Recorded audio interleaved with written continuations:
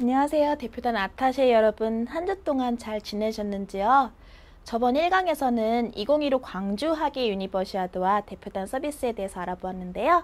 이번 2강에서는 대회 참가 등록 절차인 엔트리와 등록에 대해서 알아보도록 하겠습니다. 대표단 아타쉐 온라인 교육 2강 엔트리와 등록 시작해 보도록 하겠습니다.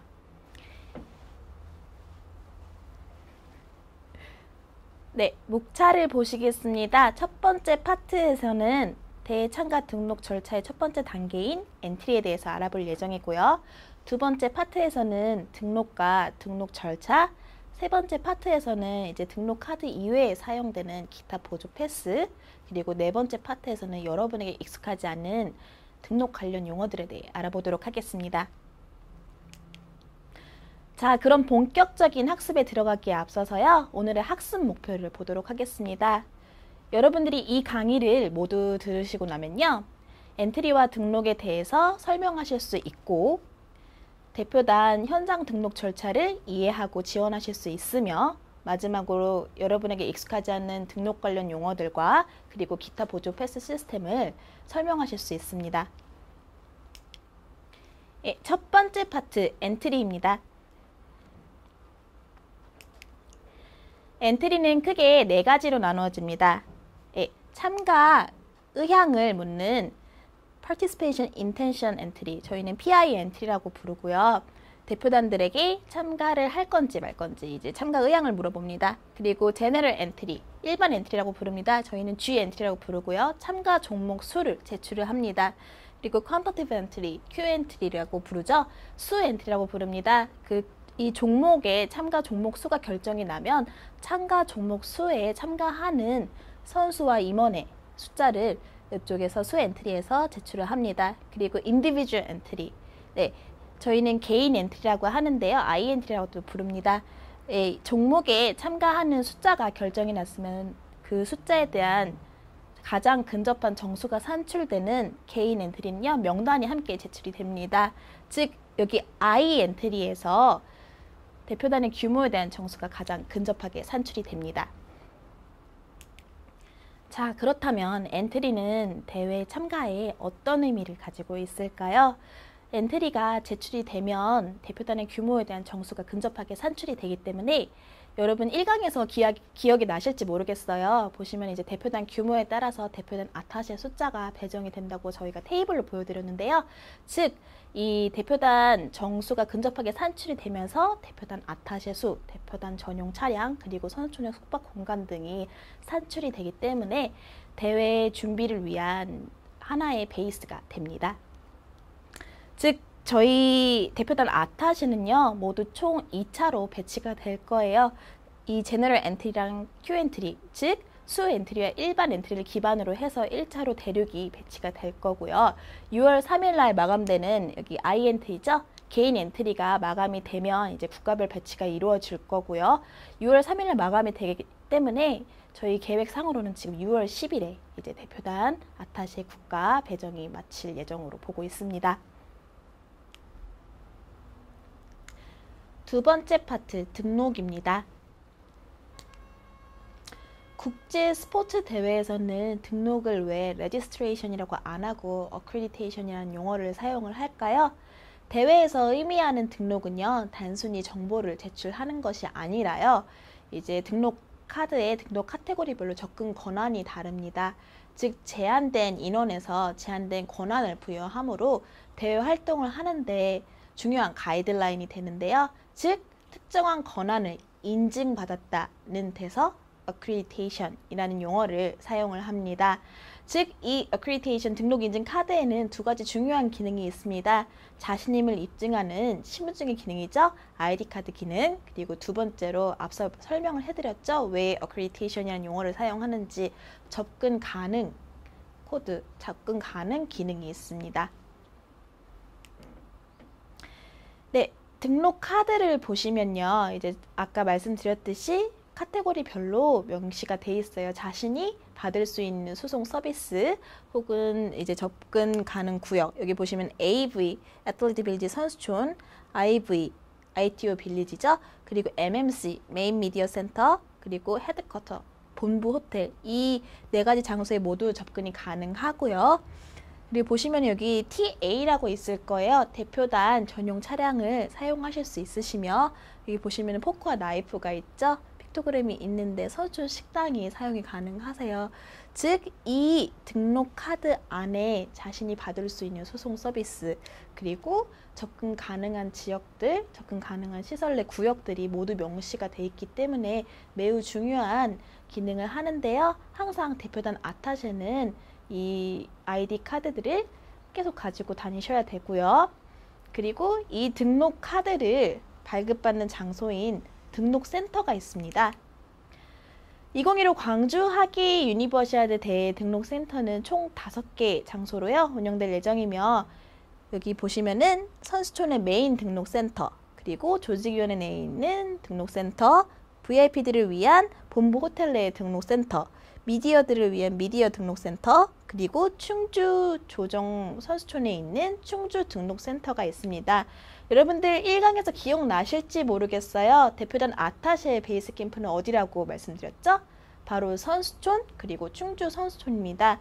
즉 선수촌과 충주 선수촌에 있는 등록센터의 운영 기간은 꼭 대표단 아타셰들이 기억을 해주셔야 됩니다. 대표단 아타셰들이 기억해줘야 될 이 충주 선수촌의 등록센터와 그리고 충주 분촌의 등록센터와 선수촌의 등록센터의 운영 기간을 말씀드리도록 하겠습니다. 선수촌 등록센터 운영 기간은 6월 22일부터 7월 14일까지이며 그리고 충주 등록센터의 운영 기간은 6월 28일부터 7월 7일까지입니다. 그리고 등록 카드가 분실, 훼손, 도난 당했을 때 여러분들은 등록센터로 가셔서 다시 재발급을 받으실 수 있는데요. 다 하실 수 있느냐? 아닙니다. 대표 단장에 가셔서요. 이제 재발급 신청서와 해당자의 여건을 가지고 재발급을 받으시면 되고요. 훼손된 카드인 경우에는 이제 훼손된 카드를 가지고 가셔서 다시 재발급을 받으시면 되고 도난이나 분실을 받았을 경우에는 이제 그때는 10유로의 요금을 부과하셔야 됩니다. 자, 여러분들에게 가장 중요한 절차인 대표단 현장 등록 절차를 설명해 드리도록 하겠습니다. 대표단이 한국에 입국을 해서 선수촌에 도착을 한 후 가장 처음 밟는 것이 바로 현장 등록 절차인데요. 여기 보시면은 선수촌 조감도 보이실 거예요. 여기 등록센터는요. 아까 말씀드린 선수촌 등록센터는 바로 선수촌 국제구역에 위치해서 여기에 위치하고 있습니다. 즉 비등록 대상인 대표단들은 항상 여기서 등록 절차를 거치셔야 되고요. 등록이 모두 마친 뒤에는 여기 3개의 게이트들 그리고 여기도 포함돼서 모두 4개의 게이트들을 입출구로 사용하실 수 있으십니다. 네, 광주 하기 유니버시아드 대표단 현장 등록 절차는 보통 양일간 진행이 됩니다. 첫 번째 날에는 조직위원회와 그리고 대표 단장이 등록 절차를 거쳐서 임시 패스를 발부받게 되고요. 그리고 두 번째 날에는요. 그 피스와 그리고 대표 단장과 저희 조직위와 협의를 거쳐서 미팅을 거쳐서 최종 점검을 한 뒤 첫날에 받은 임시 패스들이 이제 최종 등록 카드로 다시 발부받는 절차를 가지게 됩니다. 여러분들에게 하나하나 설명해 드리도록 하겠습니다. 첫 번째 날에 대표단과 대표 단장이 도착을 하게 되면요. 맨 처음 여기 입구로 도착을 하게 됩니다. 대표단과 함께 대표단장이 도착을 하는 경우에 대표단은 여기에서 대기를 하시면 되고요. 대표단장은 현장 등록 절차를 거치시게 됩니다. 그 다음 단계로 대표단장이 이쪽으로 와서 등록 서비스 구역으로 와서 출국 날짜와 대표단 등록 정보 그리고 명부 등을 확인을 하고 바로 2층으로 올라갑니다. 네. 2층으로 올라가시면 여기 보이시죠? 대표 단장은 대표단에 대한 숙박 일정 및 정보들을 확인을 하고요. 여기 보시면은 여기서 임시 패스 센터예요. 임시 패스들을 대표단들을 위한 임시 패스들을 발부받아서요. 이제 대표단들에게 배부를 하고요. 대표단은 입촌을 할 수 있으며 대표단장은 다시 돌아와서 확인 작업을 해야 됩니다. 예, 보시면은 대표단장은 다시 돌아와서 이제 재정적인 부분들을 재정부서와 협의를 한 다음에 참가비를 지불하게 되고요. 여기서 CRC 미팅 스케줄을 잡습니다. 바로 다음날 있을 FISU 국제대학 스포츠연맹이죠. CRC 조정위원회, 즉 등록을 맡고 있는 조정위원회와 저희 조직위원회 직원과 그리고 대표 단장이 함께 등록 절차를 밟아야 되는데요. 그거에 대한 미팅을 시간을 잡기 위해서 이제 대표 단장은 이쪽에 있고요. 이후 정보가 부정확한 등록 대상들과 함께 아까 확인 작업을 다 했었죠. 대상들과 함께 입촌을 합니다. 다음날 대표 단장은 학생이라고 증명할 수 있는 이제 학생 증명서와 여권 등 이런 서류들을 가지고 심사 서류 작업실로 갑니다. 심사 서류 작업실에서는요, 바로 이제 등록 카드들, 유효화하지 않은 등록 카드들을 개인 엔트리 양식과 함께 대표 단장에게 줄 거예요. 여기서 중요한 포인트는 유효화하지 않은 등록 카드입니다. 즉, CRC 미팅을 거친 후에 카드는 활성화가 되기 때문에요. 유효하지 않은 카드를 가지고 이제 CRC 미팅을 함께 가집니다. 저희 조직위원회 등록팀과 그리고 대표 단장 그리고 FISU와 함께 등록 점검을 마치고요. 최종 점검을 한 후 대표 단장은 FISU에게 참가비를 지불을 하고 그리고 사인을 한 후에 최종 등록 카드를 드디어 발부받습니다. 최종 등록 카드를 발부받는 순간 모든 대표단은 특정한 권한이 부여가 됩니다. 네, 헷갈려 하시는 분들이 많으실 거예요. 아무래도 양일로 진행되는 등록 절차이다 보니까 여러분들이 궁금해 하시고 그리고 혼란을 가지실까봐 한 번 더 설명드리도록 하겠습니다. 네, 등록 절차는 양일간 진행되는 거 아까 말씀드렸죠? 첫 번째 날에 대표 단장과 대표단이 들어오면 1층에서 등록 정보를 확인을 하고요. 확인된 정보에 서명을 하고 2층으로 올라가서 대표 단장은 이제 숙박 정보를 확인을 하고 숙박 정보를 확인한 후 옆에 있는 임시패스 센터죠. 임시패스를 수령을 받아서 대표단들에게 나누어 줍니다.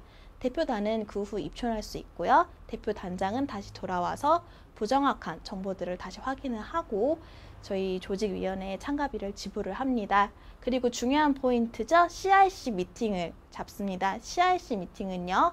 FISU에 소속되어 있는 국제대학 스포츠연맹에 소속되어 있는 조정위원회인데요. 등록 절차를 맡고 있고요. 그 다음날 있을 CRC 미팅을 시간을 약속을 잡습니다. 네. 그 다음날 대표 단장은 2층에 있는 심사 서류 작업실로 와서 이제 심사 서류 작업을 마치는데요. 바로 학생이라고 증명할 수 있는 학생 증명서와 여권 등을 가져가서 심사 서류 작업을 마치고요. 심사 서류 작업을 마치면 이 심사 서류 작업실에서는 개인 엔트리 양식과 그리고 그 등록 카드들을 대표 단장에게 줍니다. 여기서 중요한 포인트, 등록 카드들은 아직 활성화되지 않은 등록 카드들로서 CRC 미팅을 거친 후에 활성화가 됩니다. 그 후 약 정해진 CRC 미팅 시간에 도착을 해서 CRC 미팅룸에 도착을 해서 FISU 조정위원회와 그리고 조직위원회와 그리고 대표 단장이 함께 최종 점검을 마치고요. 최종 점검을 마친 후에 이 카드는 최종 등록 카드로서 활성화가 되면서 대회 참가를 지원할 수 있는 유효한 기능이 부여가 됩니다. 자, 세 번째 파트입니다. 이제 앞서서 등록 절차와 등록 카드에 대해서 말씀을 드렸는데요. 이 정식 등록 카드 이외에 저희가 대회 기간 중 사용하는 기타 보조 패스들이 있어요. 기타 보조 패스들에 대해서 설명해 드리도록 하겠습니다. 예, 첫 번째 보조 패스입니다. 템퍼러리 패스라고 해서요. 이제 아까 말씀드렸죠. 현장 등록 절차에서 첫 번째 날에 받는 임시 패스입니다. 즉 최종 등록 카드 바로 전 단계인 임시 패스라고 말씀드리면 되겠습니다. 예, 두 번째 보조 패스는요. 데이 패스입니다. 이제 업무상 특별하게 시설이나 혹은 경기장에 접근할 수 있는 권한을 가진 하루치 데이 패스인데요. 그 전날 3시까지 신청을 해주셔야 됩니다. 마지막으로 게스트 패스입니다. 이제 대표단이나 혹은 기술 임원들의 가족이나 친지가 방문을 할 때 대표 단장이나 혹은 다른 사람들이, 기술 임원들이 그 전날 저녁 6시까지 신청을 해주셔야 됩니다. 그러면 여기 방문을 할 수 있는 바로 게스트 패스라고 볼 수 있습니다. 예, 자, 엔트리와 등록 좀 이해가 되셨는지 모르겠어요. 아마 아직도 뭐가 뭔지 모르겠고 혼란을 갖고 계신 분들이 계실 텐데요. 그런 분들을 위해서 한 번 더 대회 참가 절차인 엔트리와 등록에 대해서 말씀드리도록 하겠습니다. 네, 2015 광주 하계 유니버시아드를 참가하기 위해서 대표단이 이제 지원하는 절차입니다. 바로 엔트리죠. 네. 참가 의향을 묻는 PI 엔트리를 작년 10월 3일 날 진행이 됐고요. 그 후에 참가 의향이 있으면 G 엔트리, 일반 엔트리죠. 참가 종목 수를 제출을 합니다. 작년 12월 31일 날 모두 마무리되었습니다. 그리고 Q 엔트리죠. 참가 종목 수가 결정이 되었으면은 이제 참가 종목 수에 참가하는 선수들, 대표단들의 수를 제출하는 기간입니다. 이번 3월 3일 날 마무리가 되었습니다. 그리고 I 엔트리입니다. 개인 엔트리, 이 근접한 정수가 나오는 엔트리인데요. 이제 이 참가하는 선수들에 대한 명단이 제시가 되는데 6월 3일 날 마무리가 됩니다. 즉 아까도 말씀드렸죠. 대표단 아타시는 이 기간에는 6월 10일에 배치가 완료가 될 거고요. 이 엔트리 등록 과정을 모두 마치면 대표단은 광주에 도착을 합니다. 이제 대표 단장이 등록 절차를 맡게 되는데요. 도착을 하면서 피스와 조직위원회와 그리고 대표 단장과 함께 등록 절차를 양일간 진행을 하면서 관련 서류에 대해서 확인을 한번 해보는 시간을 갖고 재정적 절차를 밟고요. 이후에 이제 양일간 진행되면서 첫 번째 날에 받는 임시 패스를요.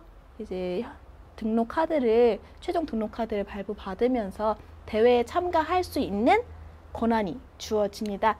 이게 바로 전체적인 광주 유니버시아드 대회의 대회 참가 등록 절차이고요. 여러분들이 지원을 하게 될 부분은 바로 이 accreditation이죠. 등록 절차와 이제 대회 참가 절차입니다.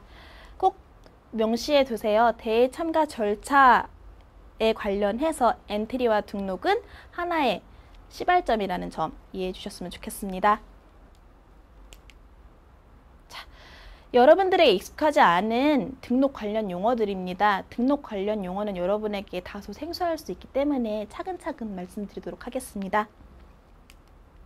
예, 첫 번째로 이제 일반적인 등록 용어들이에요. CIC 아까 배웠죠. 필수 국제조정위원회고요. 그리고 PI 엔트리, 참가 의향서를 내는 참가 의향 엔트리, 그리고 G 엔트리, 일반 엔트리, Q 엔트리, 수 엔트리, 그리고 I 엔트리, 일반 엔트리고요. I 엔트리 죄송합니다. 개인 엔트리입니다. 그리고 INFO는 뭘까요? Games Information System, 즉 경기 정보 시스템입니다. 네, 두 번째로 등록 카드에 명기되는 바로 종목 코드인데요. 종목 코드는 보통 두 글자로 나눠져 있습니다. 즉 육상을 보시면 AT로 구분되어 있고, 스위밍을 보시면 SW로 되어 있고, 다이빙을 보시면 DV로 되어 있어서 이렇게 두 글자로 약자로 나누어집니다. 명기해 두시고요. 예, 세 번째로 이제 등록 카드에서 아까 보셨을 거예요. 경기장 내 접근 권한입니다. 여기 보시면은 무한대 표시 보이시죠? 인피니트라고 부르는데요. 모든 경기 시설에 접근할 수 있는 권한이고요. 0은 이제 경기장 내 모든 구역, 그리고 1은 경기장, 2는 이제 선수 대기구역, 3은 운영구역, 4는 프레스존, 5는 미디어존, 그리고 6번 믹스드존인데요. 공동 취재구역입니다. 선수와 기자가 함께 있을 수 있어요. 7번은 VIP존, 이렇게 자신이 접근할 수 있는 시설 내 접근 권한이 명시되어 있습니다.